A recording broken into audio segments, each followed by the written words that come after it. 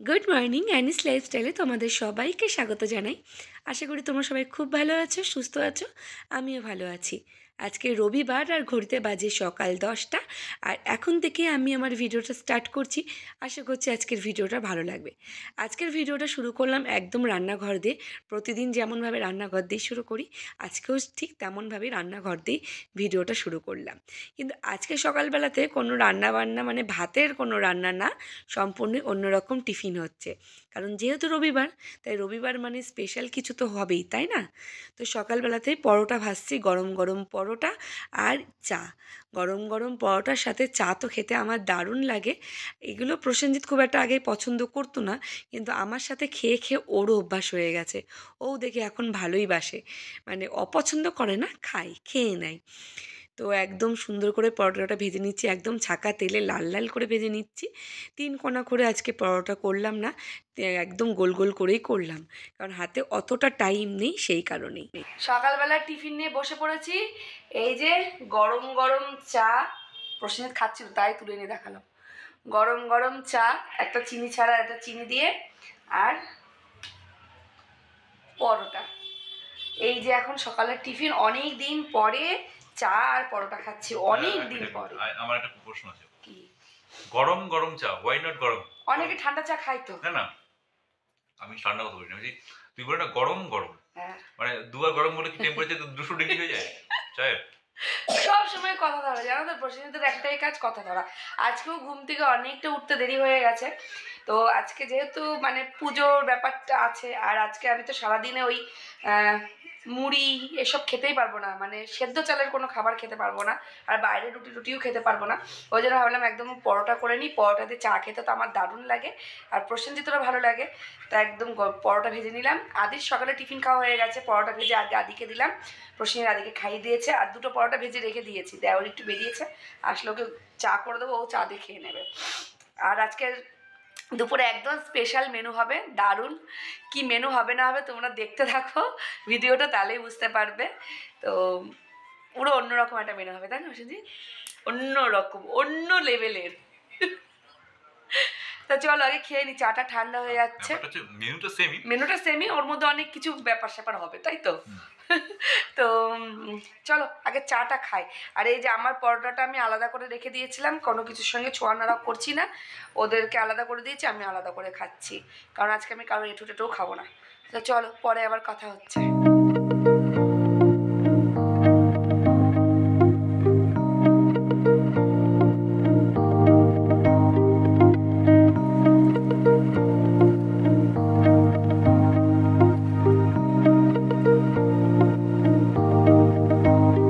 ঝটপট করে রান্না বসিয়ে দিয়েছি, ঘড়ির কাঁটা দৌড়চ্ছে।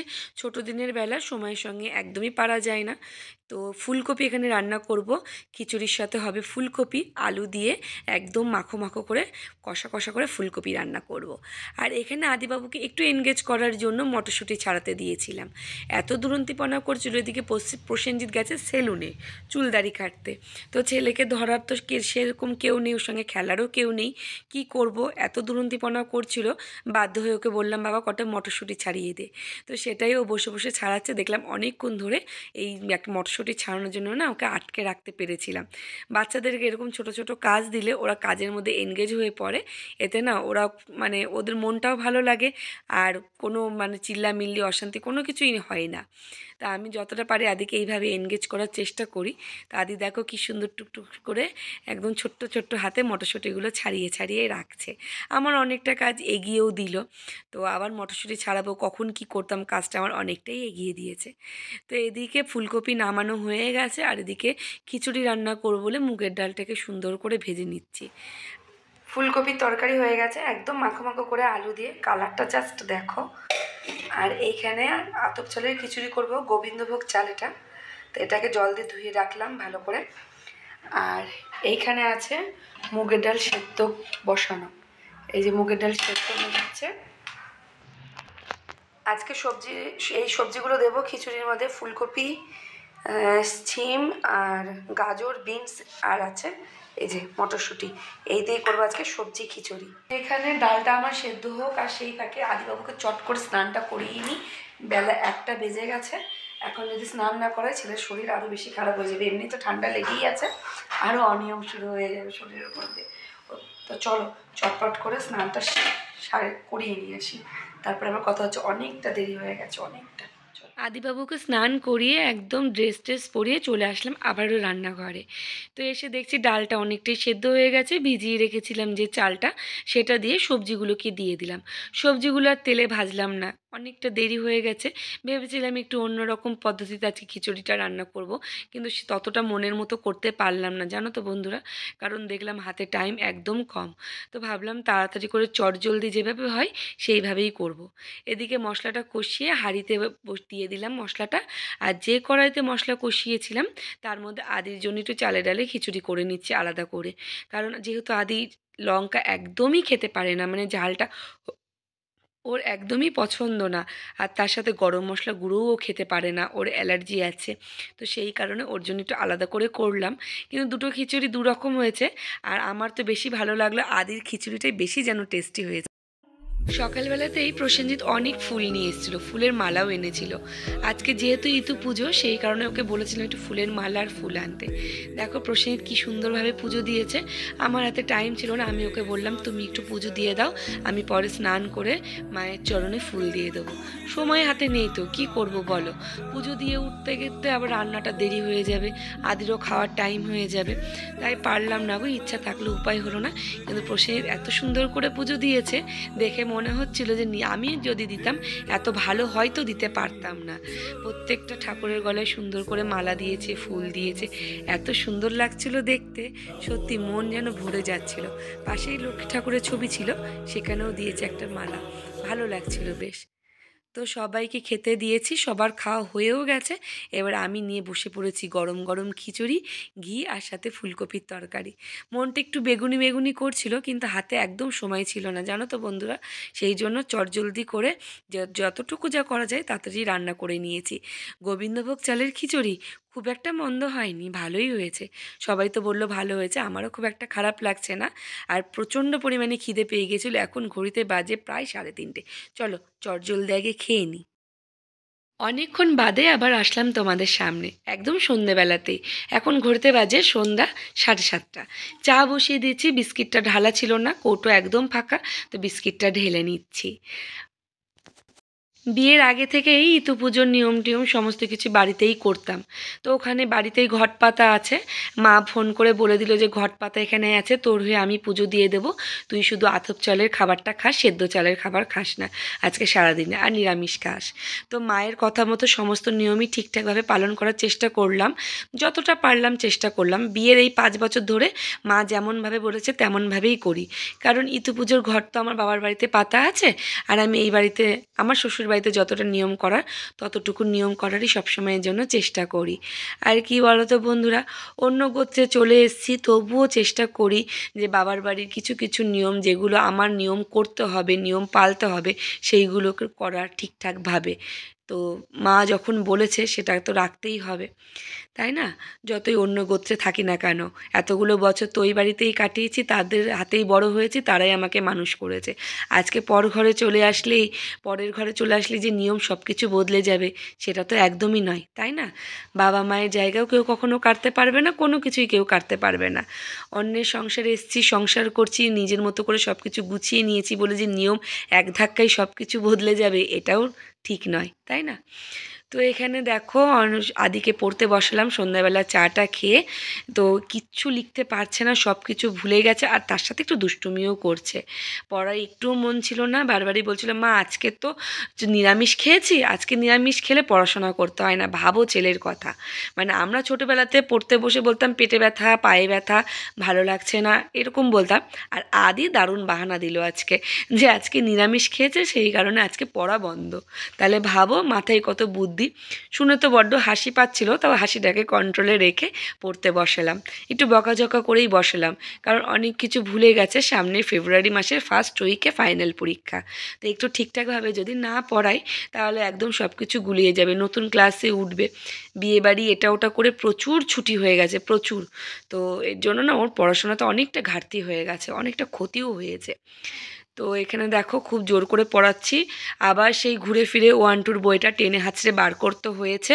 তার কারণ 1 থেকে 50 পর্যন্ত একদমই ঠিকঠাক পড়তে পারছিল না। তো সেই কারণেই আবার টেনে হাতড়ে বার করে আবার নতুন করে পড়াচ্ছি, মুখস্থ করাচ্ছি। কিছু করার নেই, করতে হবেই। তো এদিকে আদিকে পড়িয়ে নিয়ে আবারও চলে আসলাম রান্নাঘরে, রাত্রের খাবার ডিনার। অনেকটা খিচুড়ি রয়েছে, তবুও দেখলাম কটা রুটি করে নিই।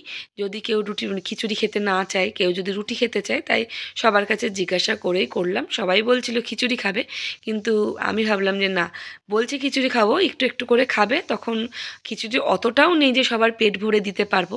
তাই ভাবলাম যে কয়েকটা রুটি করেই নিই, তাহলে রুটি আর খিচুড়িতে মিশিয়ে সুন্দর করে খাওয়া হয়ে যাবে, তাই না? তো চটজলদি করে রুটি কটা করছি, প্রচণ্ড পরিমাণে ঠান্ডা লাগছিল। আর তোমরা তো দেখতেই পাচ্ছ আমার গায়ে কিন্তু কিচ্ছু নেই, একমাত্র নাইটি পরেই আমি আছি। কারণ কি বলতো, রান্নাঘরে এসে না আমি ওই চাদর গায়ে দিয়ে বা সোয়েটার গায়ে দিয়ে না একদম কাজ করতে পারি না, বড্ড বিরক্তি লাগে। তো সেই কারণে না আমি রান্নাঘরে ঢুকলে একদম মানে এরকম নাইটি পরেই কাজ করি গরমকালের মতো। খুবই শীত করছিল আর আগুনের সামনে কাজ করছিলাম, তো প্রথমে হাত পা একটু জমে জমে যাচ্ছিল ঠান্ডায়, জল ঘাটছিলাম যখন। তারপরে যখন রুটিটা সেঁকতে শুরু করলাম, বেশ হাতে একটু আরাম লাগছিল, ভালোই লাগছিল। আর আজকে প্রসেনজিৎকে আসতে দিইনি রান্নাঘরে একদমই, আমি নিজে নিজেই সব কিছু করেছি। তো একটু ওর পরে রাগ করেছি, কারণ ও একদম নিয়ম টিয়ম ঠিকঠাক করছে না। ডাক্তার তো ওকে টোটালি বারণ করে দিয়েছে অনেক কিছু খাওয়াতে, কিন্তু ও না ঠিকঠাক নিয়ম করছে না, এ নিয়ে একটুখানি বকাঝোকা করলাম। তো একটু চিৎকার চেঁচামেচি করলাম, করে টোরে নিয়ে চলে এসেছি রাগ করে রান্নাঘরে। এদিকে আবার রাত্রেবেলা দেখলাম যে ফুলকপি আলুর তরকারিটা একদমই কম আছে, তো রুটি দিয়ে কী দিয়ে খেতে দেবো রুটির সাথে। তো কয়েকটা বেগুন ভেজে নিচ্ছি, একটা গোটা বেগুনই কেটে নিলাম, কেটে নিয়ে ওটাই ভাজছি। আমি অন্য সময় বেগুন ভাজলে একটু হালকা চিনি দিই, আজকে আর দিইনি। তো ভাবলাম আজকে চিনি ছাড়াই বেগুন ভাজবো। চিনি দিলে কি হয় বলো তো, তেলের পরিমাণটা কম লাগে। নাহলে বেগুন বলো, ফুলকপি বলো, এইগুলোতে না খুব চটজলদি তেল তেল টেনে নেয়, তো একটু চিনি দিলে কম তেল লাগে।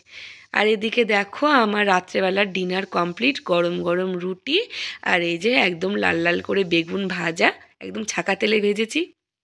আর এখানে রয়েছে অনেকটা পরিমাণে খিচুড়ি, এটা যে আদি সেই সকালের খিচুড়িটা, ওইটা মানে যেটা করেছিলাম, অনেকটা পরিমাণেই আছে। আর এখানে হচ্ছে আমাদের খিচুড়ি, দেখেছো? এক হাঁড়ি খিচুড়ি করেছিলাম, তো এতটা কি খাওয়া যায় নাকি একবেলাতে? এখনও অনেকটাই পড়ে আছে। তো কেউ যদি খেতে চাই খাবে, না হলে ফ্রিজে রেখে দেবো আমি যতটুকু পারবো। আর এইখানে এই যে ফুলকপি, আমাদের মধ্যে আবার কি নিয়ম আছে জানো তো? দাঁড়াও বলছি, আগে এটা বলে দিই তারপরে বলছি।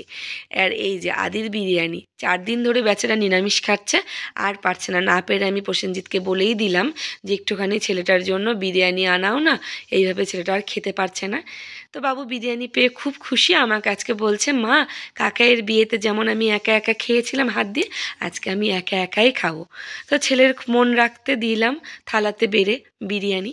ও কী করেছে, মাংসটা দেখে না ওর একদম পছন্দ হয়নি, চিকেনটা দেখে বলছে চিকেনটা এমন কালো কেন মা, আমি চিকেনটা খাবো না, আমি শুধু রাইসটাই খাবো। ভাবো ছেলের কথা, চিকেনটা দেখে ওর নাকি খেতে ইচ্ছা করছিল না, একটু একটু মুখে দিল, বাদ বাকি রাইসটাই খেলো। তো তোমাদের যেটা বলছিলাম, আমাদের মধ্যে নিয়ম আছে ইতু পুজোতে দুপুরবেলা যে খাবারটা খাবো সেটা একটুখানি এঁঠো করে রেখে সেটা রাতে খেতে পারবো, তাছাড়া অন্য কিচ্ছু খেতে পারবো না। তো তাই করেছিলাম, একটুখানি এঁঠো করে আমি খিচুড়ি রেখে দিয়েছিলাম, সেটাই আমার রাতের খাবার। তো রাত্রেবেলা খাওয়া দাওয়া সেরে ভালো একটু স্কিন কেয়ার করি, স্কিনের অবস্থা একদম ভালো নেই। বিয়েবাড়িতে এত পরিমাণে মেকআপ টেকআপ করেছি, স্কিনে তো অবস্থা খুব খারাপ হয়ে গেছে, এত ড্রাই হয়ে গেছে স্কিন। আর যা পরিমাণে ঠান্ডা পড়েছে, এই সময় একটু স্কিন কেয়ার না করলে একদমই চলছে না। বিশেষ করে স্কিনের অবস্থা যা খারাপ দেখে নিজেরই কান্না পাচ্ছে। তো একটু বেসনের মধ্যে দিয়ে দিলাম মধু, সামান্য একটু মধু আর একটু অ্যালোভেরা দিয়ে আর একটু গোলাপ জল দিয়ে ভালো করে রেডি করে নিলাম প্যাকটা। তো একটু পাতলা হয়ে গেছে, শীতের মধ্যে করছি তো খুব ঠান্ডা লাগছিল, জলের পরিমাণটা বুঝতে পারিনি, একটু পাতলাই হয়ে গেছে। তো পুরো মুখে ভালো করে অ্যাপ্লাই করে নিলাম। তোমরা চাইলে এর মধ্যে একটু কাঁচা দুধও দিতে পারো, খুব ভালো কাঁচা দুধ দেওয়া শীতকালের জন্য। আর একটু হলুদের রসও দিতে পারো, মানে কাঁচা হলুদের রস দিতে পারো। আমার কাছে ঘরে এ দুটো ছিল না, যেটুকু ছিল সেটুকুই দিলাম স্কিনে। দিয়ে 5 মিনিটও রাখিনি, 3-4 মিনিট মতো রেখে সুন্দর করে হালকা রাব করে ধুয়ে নিয়েছি। দেখো স্কিনটা অনেকটা চকচক করছে, একদম মরা যে মানে চামড়াগুলো ছিল অনেকটাই উঠে গেছে। স্কিনের অবস্থা আমার খুব খারাপ বন্ধুরা, ভয়ঙ্কর খারাপ। তো মুখটাকে ভালো করে ধুয়ে নিয়ে একটু বোরোলিন দিয়ে নিলাম, কারণ এখন আর মনে হচ্ছিল না রাত্রেবেলা অন্য কোনো ক্রিম দিলে কাজ হবে, কারণ স্কিনটা বড্ড ড্রাই হয়ে গেছে। তো বোরোলিন দিয়ে নিলাম, বোরোলিন দেওয়ার পরে তারপরে দেখলেন আদি ওদিকে আমাকে দেখে দেখে ও মুখে ক্রিম মাখছিল, জানো তো। তো চলো বন্ধুরা, ভিডিওটা আমি এখানেই শেষ করছি। ওই দেখো আদিও বলছে ও নাকি ক্রিম মেখেছে। তো ভিডিওটা আমি এখানেই শেষ করছি। আশা করছি আজকের ভিডিওটা তোমাদের ভালো লাগবে। যদি ভালো লেগে থাকে লাইক করো, শেয়ার করো, যারা যারা সাবস্ক্রাইব করোনি প্লিজ সাবস্ক্রাইব করে পাশে থাকো। Tata, bye, good night.